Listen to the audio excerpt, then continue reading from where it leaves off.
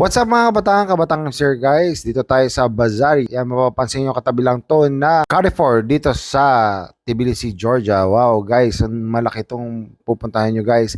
So malawak yung space niya. Grabe ang ganda ng design, ganda ng interior. Maganda din mga shop nila dito guys, mga restaurant. Mapapansin nyo mga may parang mga kiosk. Ito yung nga pala yung kanilang food court. Madami at malawak po yung kanilang place. At mapapansin nyo, parang eco-friendly sila. Tsaka mapapansin nyo, mga green dyan. Ang dami mga greens. So, umorder nga kami pond fish. So, yan. At saka umorder nga kami nitong tinapay na hindi ko tanda ang pangalan. Hindi ko na nalista. Pero masarap siya. Para siyang cream puff ang dating. So, mapapansin nyo, cream puff, yan. May iba't ibang kulay dyan, iba't ibang flavor.